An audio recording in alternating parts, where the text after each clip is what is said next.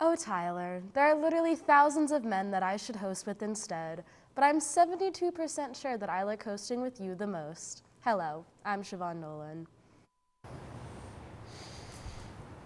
And I'm Ron Burgundy. I couldn't possibly have this beautiful mustache behind the fabric of a cloth mask for 28 minutes while talking about LaSalle sports. So you stay classy, LaSalle.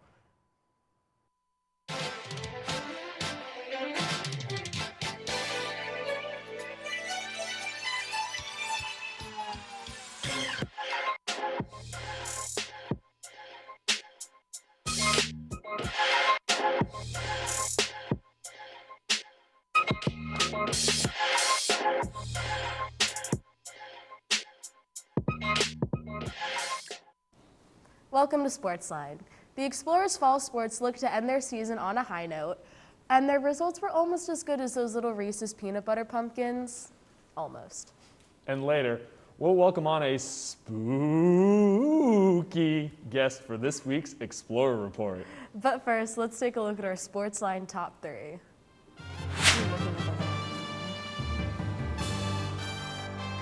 Number 1, Kelly McGroarty capped off her final 2 games of the women's soccer regular season in strong fashion en route to earning the nomination for the NovaCare Student Athlete of the Week. McGroarty proved one of the players on the team to score twice this past week, tallying in both of the matches against St. Joseph's and UMass, alongside teammate Haley Gishrin. The native of Voorhees, New Jersey, ended the season leading the Explorers in goals with 3, shots with 41, and shots on goal with 24. Number 2, women's basketball senior Kayla Sprole and junior Claire Jacobs have been named to the Atlantic 10 preseason all-conference second and third team, respectively. Sprule helped to anchor the Explorers' attack last year, leading the team in field percentage at 50%, which was third best in the conference. For Jacobs, she became the fastest Explorer to earn 500 points in program history last year and looks to lead the team offensively for a third season. And number 3, LaSalle University head rowing coach Jeff Garbutt announced his resignation on Monday after accepting the position of head women's rowing coach at the University of Iowa. Garbutt, who spent 7 seasons as the assistant with the Hawkeyes, oversaw the revitalization of the men's and women's rowing programs at LaSalle. Quote, "We would like to thank Jeff for his contributions to LaSalle's rowing programs over this last 15 months, Baptiste said. We wish him nothing but the best at Iowa." So first, we need to talk about Claire Jacobs because she deserved better for this, this preseason team. Let's just look at some of her numbers, shall we? 16.3 points per game last year. That's 2 points better than it was in 2019. Yeah. 45 steals compared to 19, so she also did it defensively. A 357 three-point percentage and a 390 just overall in field goal, both improvements. 4.5 rebounds per game, 2.8 in 2019. 55 turnovers, she had 92 in 2019, even though she took a larger role controlling the ball. All of these are vast improvements, and she got plenty of recognition her freshman year, and she's kind of just, as time goes by, has almost been considered like almost a sophomore slump in comparison. All of her numbers are better. She gets third team. Kayla Sprole is a fine player, of course. She had the third highest field goal percentage, as we talked about, in the entire Atlantic 10 at 50%, dead even. Pretty cool, 110 out of 220. I like round numbers. Yeah. But just the fact being, like, I don't think that she deserves the nod over Jacobs necessarily, and this is no knock on her, obviously. I think that both of them should be at least second team or higher, but the fact that Claire Jacobs isn't the leader on this Explorers team and higher just overall is very surprising to me. Exactly, and Claire Jacobs is always a standout player. We mention her name so much, and she's really proven herself to be a leader, not just, in terms of stats, which we just talked about, but just in personality, in their locker room. When they were doing interviews for A10 Media Day, it was very clear that she has the respect of her teammates, she has the respect of the coaches, she has the respect of this entire LaSalle community, and obviously that doesn't necessarily have to factor into, how they choose the players for this team, but the fact that she has the improved numbers and that kind of X factor to be, the personality that is explosive on the court and can really bring the team together and the locker room together is also really important. What's also been very important is when we look at women's soccer, to kind of look at a positive now, Karen McGroarty and her and Gishray have just kind of, we were talking about it before, it's almost as if they weren't factors for the entire first half of the season. Yeah. Now they come out and McGroarty is the team leader in goals, which is incredible, but it also shows kind of some of the offensive woes we've seen. But Gishrey the same way, true freshman, just really stepping up. 2 goals in the past 2 weeks. She has been incredible. And it's so great to see a freshman get numbers like that and kind of have a sort of breakout. You know, it's late in the season, but it's still promising. And I think it's really exciting because, you know, the freshman didn't make an impact early on, and Kelly McGroarty kind of, you know, wasn't returning to the form that we expected from her. So it's really nice to be able to see them kind of hit their stride again, get their feet under them, and hopefully that can kind of carry into next season as they end this one. And for McGroarty, I mean, we should put a preface on it because the way she started 2020 last year was as good as you could be practically. The only one that was competing with her was her roommate Donovan, as we talked about to nauseam. But just the two of them kind of stepping up offensively the way that they have throughout this final stretch.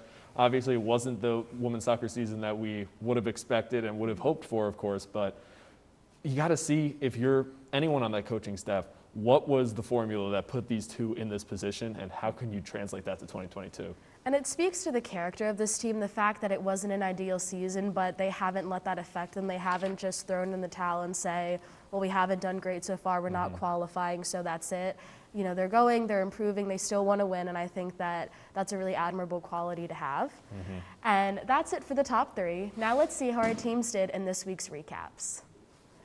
Men's soccer split their 2 games this past week, starting off with a matchup against URI on Saturday. Rhode Island would grab the first goal 15 minutes in, but the Explorers found a counterattack 2 minutes later. Sophomore junior Nari carried the ball up the wing, passing it off to classmate Scott Beeks, whose long-range shot would fall just wide of the net. However, the Rams would find a second goal just before the end of the first half. Nari and Beeks were able to combine again to pull a goal back for the Explorers, but it wouldn't be enough as Rhode Island found the back of the net for a third time, ending things in a 3-1 loss for the Blue and Gold. However, things would look up during their road trip to Columbia on Tuesday. Although it was great to see senior goalie Brett Werner between the posts for the first time this season, the Lions would score first, but then the game was all LaSalle. Senior Amari Cotterell recorded an equalizer in the 52nd minute, and fellow senior Nigel Buckley would put the Explorers ahead after capitalizing on a free kick mistake. LaSalle would net a third goal after sophomore Justin Bruno sprinted down the right side of the field to set up Buckley for his second goal of the night. Then, just 3 minutes later, the Blue and Gold would score a fourth goal, courtesy of, you guessed it, Nigel Buckley, to seal their 4-1 win and Buckley's first career hat trick. The Explorers offense enjoyed out-shooting Columbia 17-8, along with recording the most amount of goals on the road this season.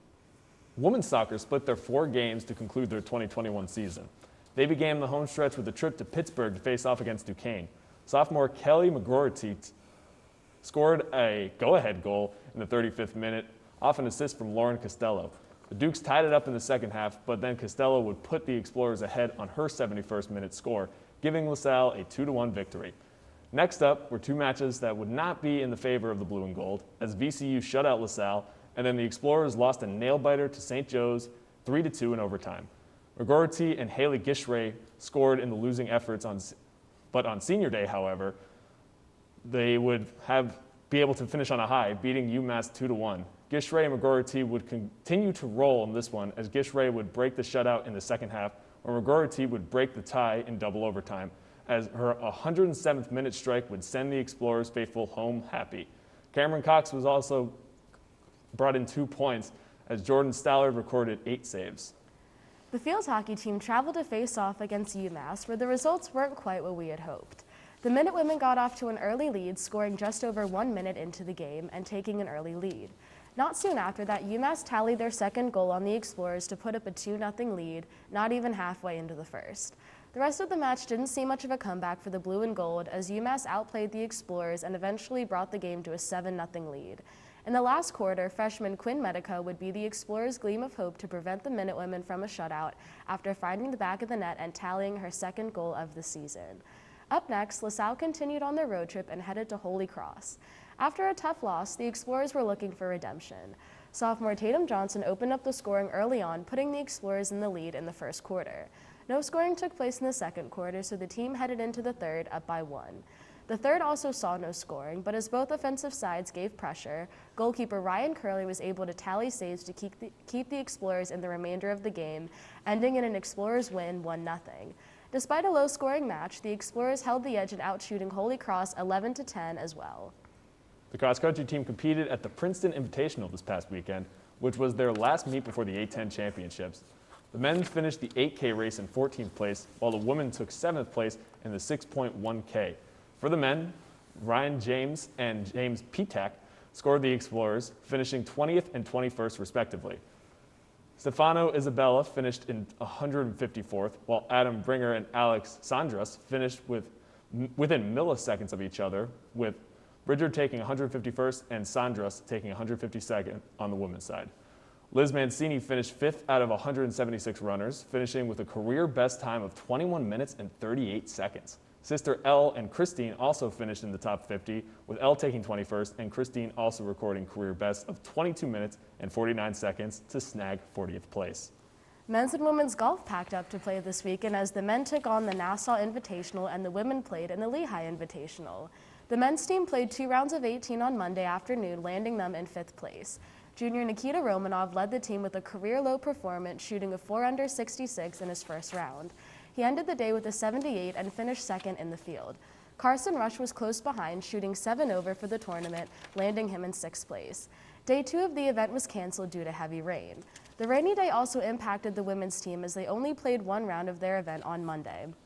Sophomore Kaylee Zeman led the team, shooting 78, leading her to her first top 10 finish of the season. Grace Hickey finished 2nd on the team with an 87, leading the team to an 8th place finish in the event. This concludes the women's season, and the men will compete in the City 6 tournament on Saturday to close out their fall schedule.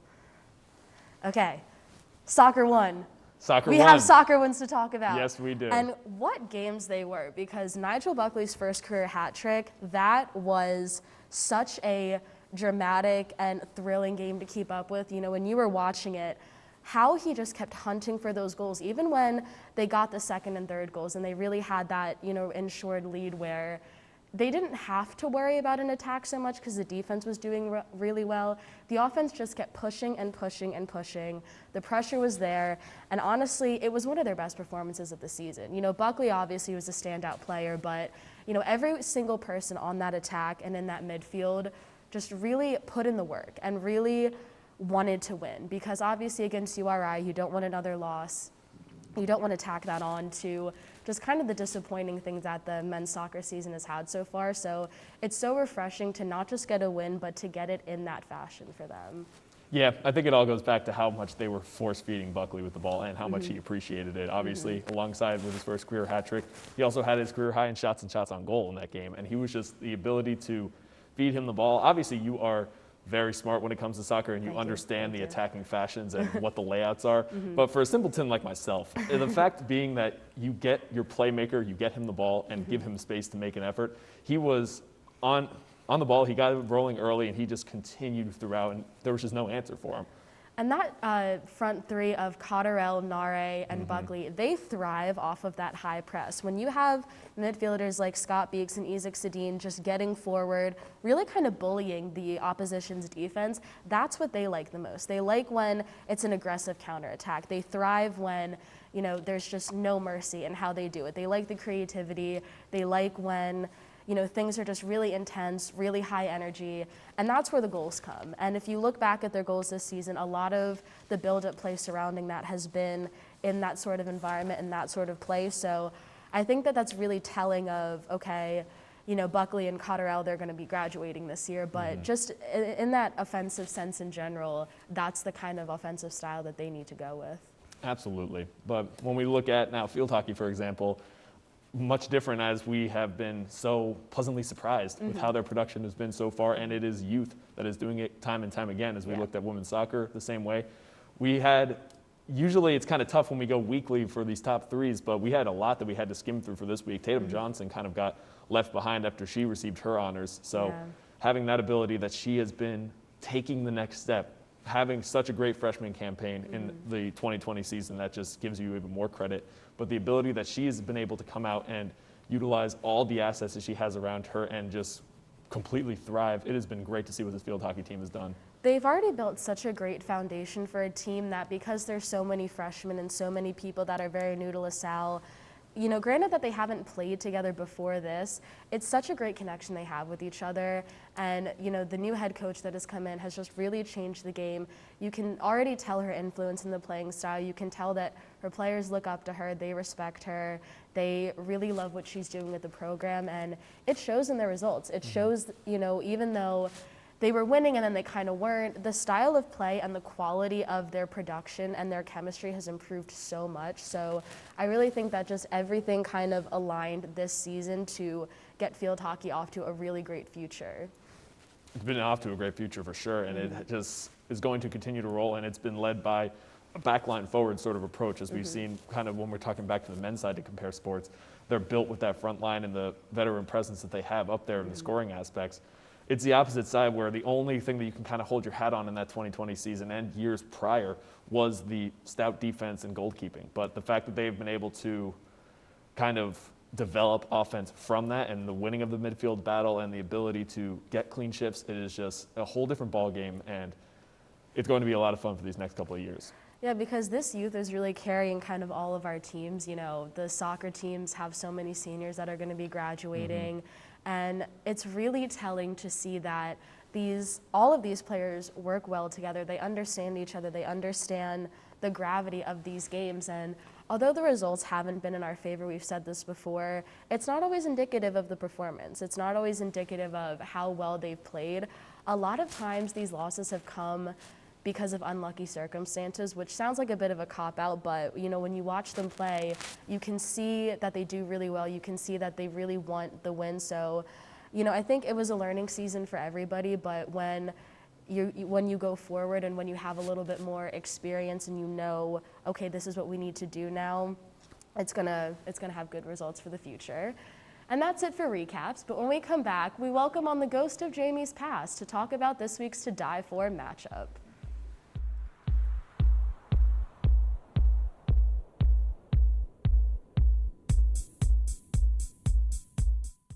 Unlike other health concerns, mental illness is not always easy to see. Third line, please. DEPRESSION.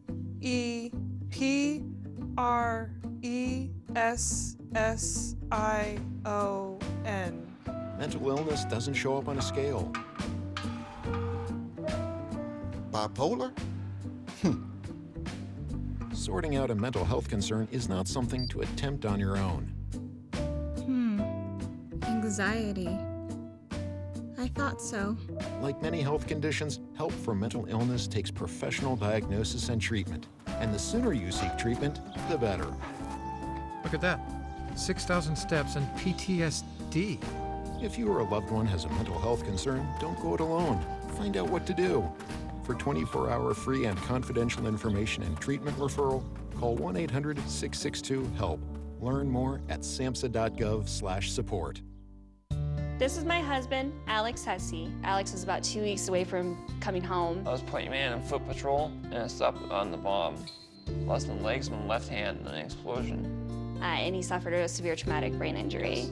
As America's veterans face challenges, DAV is there. There are so many mountains to climb, and we do it together. With the right support, more veterans can reach victories, great and small. Come on, Alex, take on this mountain. That's what this is all about. DAV provides a lifetime of support to veterans of every generation, helping more than 1 million veterans each year. Alex has conquered this mountain. That's something he won't forget. With the right support, there are no limits. Look at that smile! You did it! But there's more to be done, and more victories to be won. This has meant so much. Thank you, DAV. Alex Hussey, thank you for your service. Support more victories for veterans. Go to DAV.org.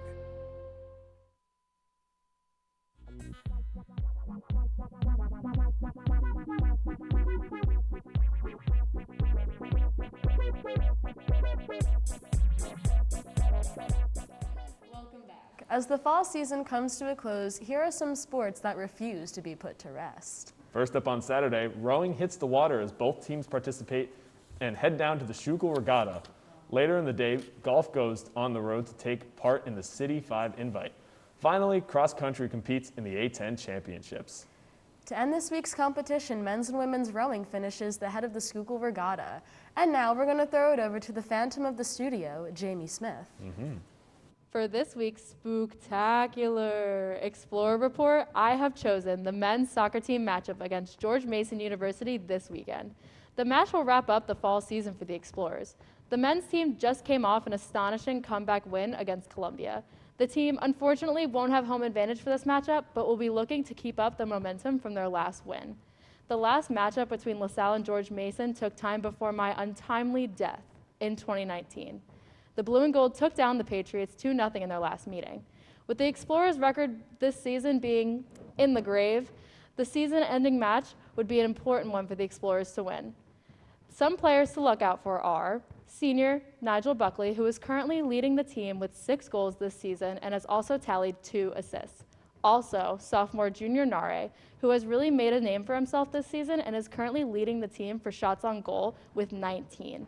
This matchup is about to be a spooky one. Don't miss it. Back to you guys on the desk. Oh, Okay. oh gosh. Okay, that was creepy. Ghosts are real. Wow. All right. So very exciting way to end the season for soccer. Very sad that it's over, but you know, all good things have to come to an end. I really have a lot of hope for this game. I think that their win this past week was going to be really good for motivation, and it's going to kind of light that fire inside them to just want to finish the season on a good note and really kind of continue the great offensive performances that they've been having and still replicate that production. Like Jamie said, the key players are going to be Nigel Buckley and Junior Nare. It's going to be all about those strikers, and it really has been this season. It's been all about Cotterell and Nare and Buckley, so you're going to want to get the balls to them. They're going to be the ones responsible for the goal production. And, you know, George Mason, I hate to be mean about it, but 1-9. There are no easy games when it comes to college soccer, but I mean, this game's going to be a little unfair of an advantage just based on the records, really. Yeah, George Mason's season is about as dead as Jamie Smith. Yeah. So the fact R.I.P. being, like, they obviously have to take care of business here and, you know, end the season on a high note, of course. And I think that you make a great point about the strikers and their ability to kind of grow throughout the program. I think it goes, and I don't know who's going to get the start in the pipes, but if Mora's back there, this is his moment to kind of catapult. He realizes he's most likely going to be the guy going into next season. So if that's being the case, if they put him in net, or depends what they'll do for senior status or Foster or Werner now that he's back, it obviously brings up a lot of headaches. But regardless, Mora's got to be watching that game either from the sidelines or from inside the net and realize that this is his team next year and that this offseason is going to be huge. And this team can only go pretty much as far as he can take them. So I think that was one of the biggest catalysts that we saw this season. And the most important thing to keep in mind about this game is, George Mason, they're 1-9, but teams like that who have nothing to lose are often the most dangerous. They're going to be playing with the chip on their shoulder. You know, they could play dirty. They could play physically. And, you know, LaSalle's team, while they do have some good physical players, that's just not their style. That's not the way they play. They prefer creativity. They prefer strategy over physicality. So if that is the nature of the game and if that's how George Mason is playing, they're going to need to adapt quickly, and they're going to need to have to adjust where they need to and kind of do that split-second thinking. And, you know, that could throw a wrench in their plans, but if they can stay true to the style that's been working well for them so far, it won't be an easy game and it won't be an easy win, but it's still a very winnable game for the Explorers. That's a really great point, and we see countless examples of that in all sports here at LaSalle, where it's just kind of a classic playing down to the level of your opponent sort of thing. And that can be greatly utilized when you're playing a top-tier opponent in the A-10, but it also could be seen in this George Mason matchup. And it's going to be very interesting to see how that physicality matchup works, because you mentioned it, they're a skill-based team, they're also a speed-based team. Yes, and the absolutely. ability to have speed slowed down obviously comes with a physicality of sorts, and they're not going to be trying to outrun you to the ball, they're going to be out-angling you to the ball. Yeah. And, you know, I love Justin Bruno. He's very fast, but he could go down pretty easily. But just for this game, I'm going to say LaSalle's going to take it 3-1. We're going to end the season on a high, and it's going to be a good game for goals. See it right there. I think LaSalle's going to take it too. I think it's going to be low scoring. I think it's going to be big on whoever is in net for this Explorers team, because whoever it is, I say they're getting a shutout. Absolutely. And now we're going to throw it over to Jamie to see what her score prediction is. I think the Explorers are about to murder the competition, taking down George Mason 3-0. All right, so LaSalle's across the board, and we will see what happens there on Saturday. And that just about wraps it up for us this week. If you can't make it out to see the Explorer Report, be sure to tune in next week for our coverage. Keep up with this weekend's other sporting events by visiting goexplorers.com. You can also check out on the digital edition of the Collegian, which now features SportsLine content. Also, check us out on Facebook at facebook.com/LaSalleTV and on Instagram at SportsLineLTV. We welcome you to send your thoughts and suggestions there. This week's poll is candy corn actually good? Of course it is. Yes, it is. Okay, good. It's Then so we got a good overhated. test going on here. Yeah, if I you don't it. like candy corn, then you need to grow up. Grow up. Thank you. But for our entire SportsLine team, I'm Siobhan Nolan. And I'm Tyler Small, or as others know me, Ron Burgundy. So you stay classy, Philadelphia.